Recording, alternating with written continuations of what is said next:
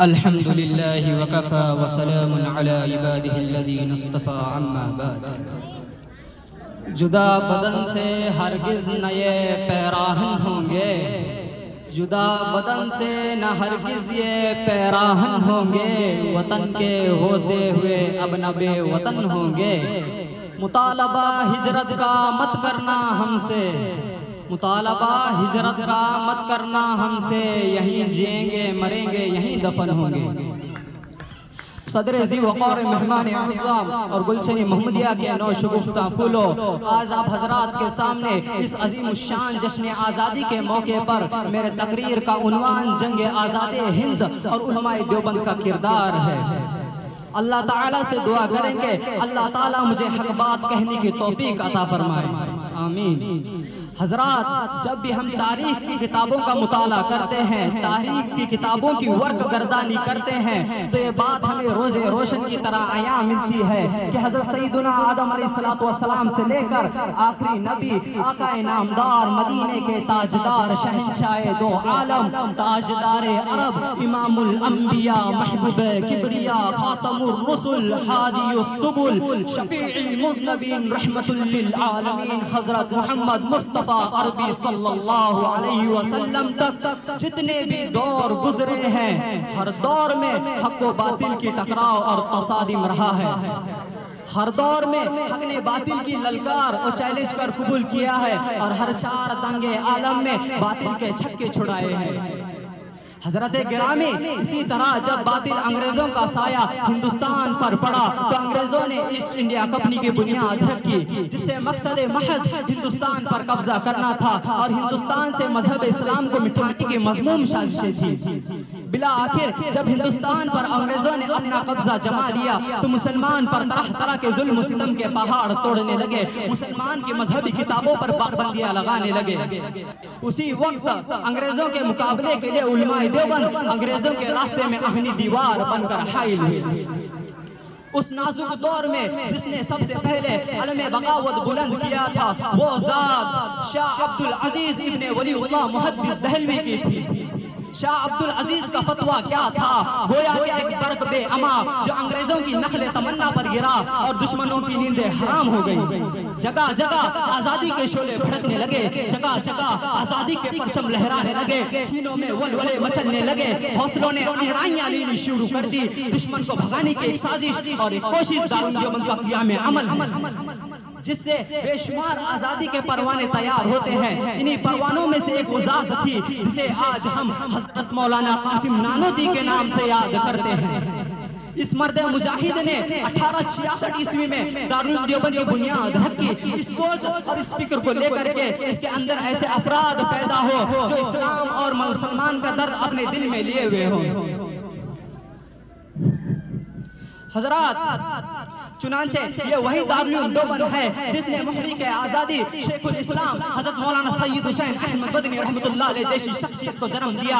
آزادی کے مرد مجاہد حضرت مولانا محمود الحسن دیوبندی رحمۃ اللہ علیہ جیسی شخصیت کو جنم دیا. یہ وہی دارالدیوبند وہ صنم خانہ ہے جس نے بلند مقام مرد مجاہد حضرت مولانا عبید اللہ سندھی رحمۃ اللہ علیہ جیسی شخصیت کو جنم دیا، اور ایسے بے شمار علماء کو جنم دیا اور اپنے آغوش شفقت میں پرورش کی، جن کے رگ و ریشے میں جنگ آزاد ہند اور مسلمان کی محبت پیوست تھی. دوستو، اگر دیکھا جائے علماء دیوبند کی قربانی، علماء دیوبند نے جنگ آزادی میں وہ قربانی پیش کی جسے کبھی بھی تاریخ فراموش نہیں کر سکتی. میں تمہیں کہاں تک شمار کراؤں؟ جاؤ مالٹا کی کوڑیوں سے پوچھو، اے عصر مالٹا مولانا محمود الحسن دیوبندی رحمۃ اللہ علیہ کس کا نام تھا؟ مولانا سید حسین احمد مدنی کون تھے؟ شاملی کے میدان سے پوچھو، آزادی کے خاطر اپنے کن پٹی پہ گولی کھانے والے مرد مجاہد حضرت مولانا قاسم نانوتوی کون تھے؟ جاؤ بالا کوٹ کی پہاڑی سے پوچھو، شاہ اسماعیل شہید دہلوی کون تھے؟ آزادی کے خاطر ہنستے کھیلتے جان دینے والے حاجی امداد اللہ مہاجری مکی کون تھے؟ سینوں میں مسکراتے ہوئے گولیوں کو پیوست کرنے والے حافظ ضامن شہید کون تھے؟ دوستو، یہ تمام کے تمام علماء دیوبند تھے جن میں سے اکثر مرد مجاہد کو اسی دارالدیوبند نے جنم دیا اور اپنے آغوش شفقت میں تربیت دی. یہیں تک بس نہیں بلکہ دہلی کے چاندنی چوک سے لے کر لاہور تک گئی روڈوں کے کنارے تمام درختوں میں صرف علماء کرام ہی کی گردنیں لٹکی ہوئی تھی، جن میں سے اکثر علماء دیوبند تھے۔ جنگ آزادی کا وہ دن جس دن کے ڈوبتے سورج کی سرخی میں صرف علماء دیوبند کا نہیں بلکہ تمام مسلمان کا خون شامل تھا۔ اس لیے میں چیلنج کے ساتھ کہہ سکتا ہوں کہ جنگ آزادی ہند میں علماء دیوبند اور مسلمان شرکت نہ لیتے تو ہندوستان کسی بھی صورت میں آزاد نہ ہوتا۔ کسی شاعر نے کیا خوب کہا ہے، اس بزم جنوب کے دیوانے ہر راہ سے پہنچے یزداں تک، ہے عام ہمارے افسانے دیوار چمن کے زندہ تک، 100 بار سنوارا ہم نے اس ملک کے گیسوئے برہم کو، یہ اہل جنوب بتلائیں گے کیا دیا ہم نے عالم کو۔ اگر آج دارالعلوم دیوبند کی ایک دیوار سونے کی بنا دی جائے اور علماء دیوبند کو لاکھ خراج عقیدت پیش کی جائے تو بھی ہندوستان کا باشندہ دارالعلوم دیوبند کا حق ادا نہیں کر سکتا۔ جنگ آزادی ہند میں علماء دیوبند کے جگر سے ٹپکنے والے ایک قطرے کے خون کا بھی حق ادا نہیں کر سکتا، اس لیے کہ علماء دیوبند کی وجہ سے آج ہندوستان آزاد ہوا ہے، علماء دیوبند کی وجہ سے آج ہندوستان میں تمام لوگ باعزت زندگی گزار رہے ہیں۔ ارے یاد کرو جنگ آزادی کا وہ دن جس دن کے ڈوبتے سورج کی سرخی میں صرف عام مسلمان کا ہی نہیں بلکہ علماء دیوبند کے جگر کا خون بھی شامل تھا۔ آزادی کے قاطر تحریک ریشمی رومال علماء دیوبند ہی نے تو چلایا تھا، تحریک بالا کوٹ علماء دیوبند ہی نے تو چلایا تھا، جس کے نتیجے میں انگریزوں کو ہندوستان چھوڑ کر بھاگنا پڑا۔ بالآخر جب ہندوستان آزاد ہوا، ملک انگریزوں کی غلامی سے نجات مل گئی۔ میرے دوستو، اگر دیکھا جائے ہندوستان کی جنگ آزادی میں علماء دیوبند کا کردار نمایاں انجام رہا ہے، اس لیے میں فخر کے ساتھ کہہ سکتا ہوں کہ جنگ آزاد اگر علماء دیوبند نہ ہوتے، دارالعلوم دیوبند نہ ہوتا تو ہندوستان کسی بھی صورت میں آزاد نہ ہوتا۔ اس لیے کہ دعا کرے اللہ تعالیٰ تمام علماء دیوبند اور تمام مسلمان کو اجر عظیم عطا فرمائے، آمین۔ اس اشعار کے ساتھ اپنی تقریر ختم کرتا ہوں۔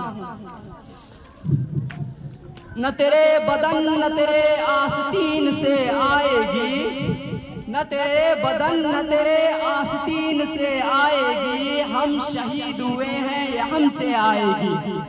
تاریخ بدل رہے ہو جو بدل ڈالو، تاریخ بدل رہے ہو جو بدل ڈالو، ہمارے خون کی خوشبو زمین سے آئے گی۔ وآخر دعوانا الحمدللہ رب العالمین۔